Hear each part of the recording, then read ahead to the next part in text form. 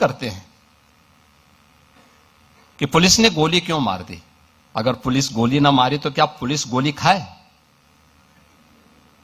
ये दोनों काम एक साथ नहीं चल सकते। अगर उस अपराधी को गोली चलाने की स्वतंत्रता है तो पुलिस के पास भी हमने इसीलिए पिस्तौल दी है कि वह भी उसके सामने उसका मुकाबला करे। उसका प्रशिक्षण इसी बात को लेकर के हो रखा है और उसको जिस भाषा में समझे उस भाषा में उसको समझाने का काम करे। और उस भाषा में जब समझाया गया, आपने देखा होगा पिछले 9 वर्ष में बड़े बड़े पर्व और त्योहार हो रहे हैं, सारे सकुशल संपन्न हो रहे हैं। कहीं कोई शांति भंग की बात नहीं करता है, कहीं कोई अराजकता की बात नहीं करता है, कहीं कोई फिरौती की बात नहीं करता है, कहीं कोई दंगा नहीं है, कोई फसाद नहीं है, कोई गुंडा टैक्स नहीं है। आज कहीं भी इस प्रकार की स्थिति नहीं है और उत्तर प्रदेश निवेश के एक बेहतरीन गंतव्य के रूप में अपने आप को स्थापित किया है।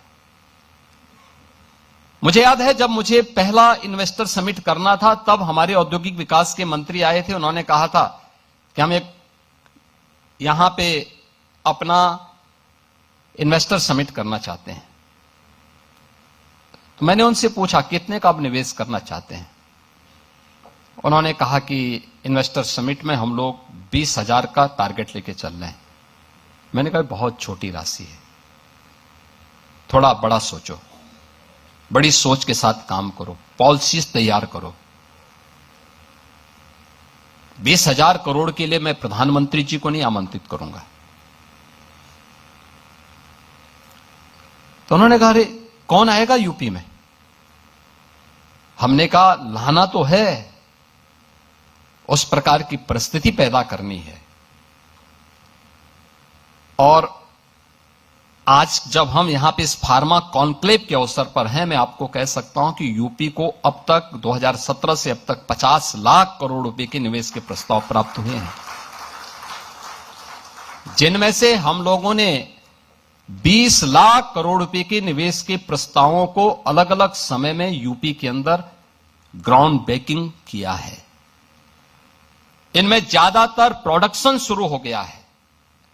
आज आप देखते होंगे अनएम्प्लॉयमेंट रेट में यूपी देश के अंदर न्यूनतम स्थिति में है, बहुत कम है। हमारे यहां 2.30% है। इतने बड़े राज्य में 25 करोड़ की आबादी में, उस 25 करोड़ की आबादी में कोई उस देश की नहीं जहां की आबादी बूढ़ी हो रही हो, ये उस देश की है जहां पे 56 से 60% आबादी अपने आप में स्किल वर्क फोर्स हो, जवान है, काम कर सकती है, काम कर रही है, कामकाजी है। और उस राज्य के अंदर उस बड़ी आबादी के लिए, उस प्रकार की स्थिति के लिए हम लोगों ने अपने कार्य को, इसके लिए हमें रिफॉर्म करने पड़े, हमें उस प्रकार की सुविधाएं देनी पड़ी, हमें उस प्रकार के अलग अलग सेक्टर में उस प्रकार के परिवर्तन करने पड़े। और आज मैं कह सकता हूं कि हमारे पास लैंड बैंक भी है, हम सुरक्षा भी दे रहे हैं, बेहतरीन इंफ्रास्ट्रक्चर भी दे रहे हैं और लैंड बैंक की भी सुविधा है।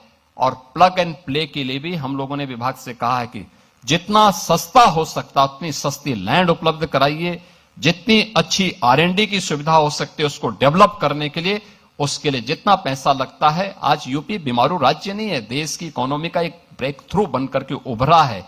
आज रेवेन्यू सरप्लस के रूप में उत्तर प्रदेश कार्य कर रहा है और इसके लिए जितने भी धनराशि की आवश्यकता पड़ेगी हम लोग लगाएंगे, लेकिन हमें उस प्रकार के इकोसिस्टम को अपने साथ जोड़ना है। जब सभी लोग प्रयास करेंगे तो परिणाम आएंगे और वो परिणाम हम लोग उस रूप में प्रस्तुत कर रहे हैं विकसित भारत की संकल्पना को आगे बढ़ाने के लिए। मैं आभारी हूं आदरणीय प्रधानमंत्री जी का। भी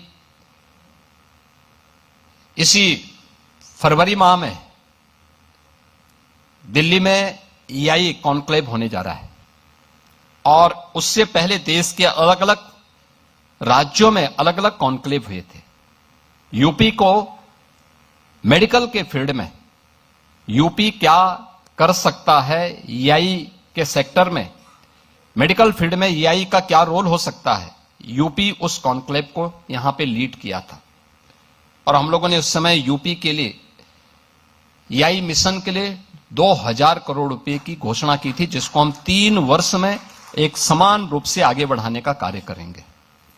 और आज वह कार्य जिसको हम यहां फार्मा के रूप में भी फार्मा कॉन्क्लेव के माध्यम से आगे बढ़ा रहे हैं। मैं सबसे पहले धन्यवाद दूंगा उन सभी कंपनियों का जिन्होंने हमारे साथ इस पहले कॉन्क्लेव के अवसर पर एमओयू किया है और उत्तर प्रदेश की फार्मा पॉलिसी पर उन्होंने विश्वास करते हुए उत्तर प्रदेश के अंदर उस प्रकार के निवेश की संभावनाओं को आगे बढ़ाने के लिए हम पर विश्वास किया है।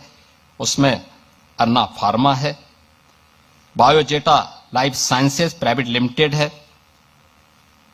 शुक्रा फार्मास्यूटिकल है, वाल्टर बुस्नेल एंटरप्राइजेस प्राइवेट लिमिटेड है, जानविका लैब्स प्राइवेट लिमिटेड है, कोरो हेल्थ जीसीसी है, मार्क लेबोरेटरीज है, हाई ग्लेस लेबोरेटरीज है, रास्पा फार्मा है, रामसंस मेडवर्ड है, कोटेक हेल्थ केयर है। मैं इन सब का हृदय से धन्यवाद दूंगा कि उन्होंने उत्तर प्रदेश पर विश्वास किया है। मैं आज के इस अवसर पर इस बात के लिए आप सबको आश्वस्त करता हूं कि आदरणीय प्रधानमंत्री जी का जो विजनरी लीडरशिप है देश को प्राप्त हुआ है, पिछले 11 वर्ष में हमने बदलते हुए भारत को देखा है। आज भारत जिसको लोग गंभीरता से नहीं लेते थे 2014 के पहले, आज वही भारत जब अपनी नीतियों पर अडिग रहता है तो बड़ी बड़ी वैश्विक ताकतों को भारत के सामने झुकने के लिए मजबूर होना पड़ता है। भारत अपनी नीतियों का पालन करेगा और अपनी नीतियों पर दुनिया को ले जाने का कार्य करेगा। भारत का नियंता दूसरा नहीं होगा, भारत अपना नियंता स्वयं बनेगा। ये प्रधानमंत्री जी का विजनरी लीडरशिप आज देश के अंदर तय कर रहा है। आपने देखा होगा कल हम आभारी हैं आदरणीय प्रधानमंत्री जी के और यूएस के प्रेसिडेंट डोनाल्ड ट्रंप जी का, जिन्होंने कल टैरिफ में रोल बैक करते हुए फिर से भारत के टैरिफ को कम किया है और भारत को एक विश्वसनीय सहयोगी के रूप में माना है। भारत अपनी नीतियों पर अडिग था। परिणाम है सत्यमेव जयते। यह हमेशा हुआ है, आगे भी होगा।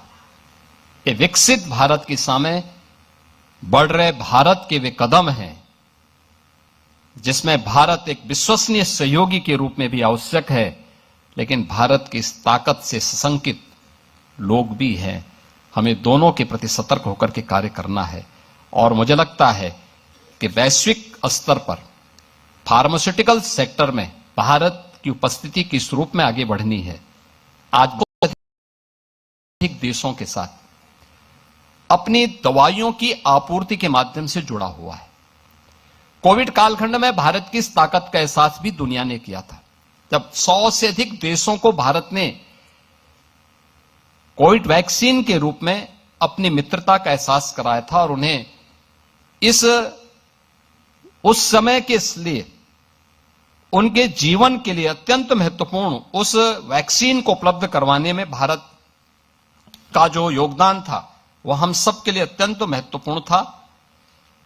आज मुझे इस बारे में आप सबसे कहना है कि यूपी की जब हम बात करते हैं तो यूपी के अंदर हमारे पास जो मैंने पहले भी कहा बेहतरीन इंफ्रास्ट्रक्चर है, लॉजिस्टिक एंड इंडस्ट्रियल जो एडवांटेज हैं वह भी उत्तर प्रदेश के अंदर आप सबको देखने को मिलेंगे, क्योंकि 9 वर्ष के अंदर जो हम लोगों ने प्रयास किया है, जो ये वातावरण बना है, हर एक निवेशक हर एक फील्ड में आकर के एक आत्मसंतुष्टि के भाव के साथ कार्य करता है। उत्तर प्रदेश पहला राज्य मिलेगा जहां इंडस्ट्री में जीरो पॉलिटिकल इंटरफियरेंस है।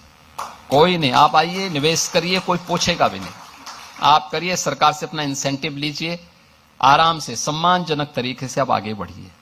कहीं कोई आपके किसी कार्य में हस्तक्षेप नहीं करेगा, क्योंकि एक एक कार्य की प्रतिदिन समीक्षा होती है। एक एक कार्य को हम लोग स्वयं देखते हैं कि कहीं भी कोई समस्या न होने पाए और किसी भी स्तर पर न हो।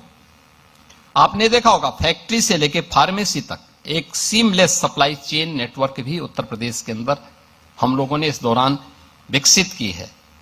और इन सभी कार्यों को देखते हुए एक बेहतरीन लैंड बैंक हमारे पास मौजूद है। आप आश्चर्य करेंगे, देखिए अभी हम लोग केवल ललितपुर से ही सटे हुए झांसी जनपद में बुंदेलखंड, झांसी बुंदेलखंड रीजन में हम लोगों के पास हम बीडा नाम का एक नया इंडस्ट्रियल जोन विकसित कर रहे हैं, एक नई सिटी विकसित कर रहे हैं। और इसमें एक साथ 56,000 एकड़ लैंड में ये बीडा विकसित की जा रही है। हमारे पास पहले से ही 25,000 एकड़ का लैंड बैंक पहले से मौजूद था। 2017 में जब हम लोग आए थे, उत्तर प्रदेश के अंदर कहीं लैंड ढूंढते हुए नहीं बनती थी, कोई लैंड नहीं मिल पाती थी, क्योंकि लैंड पर लैंड माफिया ने कब्जा कर रखा था। हमने भू माफिया टास्क फोर्स गठित की और मैंने कहा भाई 24 घंटे का समय दे रहा हूं। उत्तर प्रदेश के अंदर जिस भी सरकारी भूमि पर किसी भूमाफिया ने कब्जा किया है उसको तत्काल छोड़ दें। 24 घंटे के बाद जब हम कार्रवाई करेंगे तो उसको जमीन तो छोड़नी ही पड़ेगी, लेकिन साथ साथ उसने जो कमाई की होगी उसको ब्याज सहित हम वसूली करेंगे। आप आश्चर्य करेंगे, 65,000 एकड़ लैंड हमारी खाली हुई थी, 65,000 एकड़ लैंड, और वो हमारा लैंड बैंक बना था। उस लैंड बैंक में हमने निवेश भी करवाए और आज हमारे पास, आपने नोएडा, ग्रेटर नोएडा को देखा होगा, ये जितने भी हमारी अथॉरिटी हैं, ये कुल हम लोगों ने इसको 46 वर्ष में विकसित किया 34,000 एकड़ लैंड में, और हम बीडा को विकसित कर रहे हैं 56,000 एकड़ लैंड में, और वह भी अगले 2 वर्ष के अंदर वहां निवेश होने प्रारंभ हो जाएंगे। लैंड आवंटन हमने शुरू कर दिया, कनेक्टिविटी हमने प्रारंभ कर दी, वहां एयरपोर्ट की भी सुविधा हम देने जा रहे हैं, सारी सुविधाएं उपलब्ध करवाएंगे।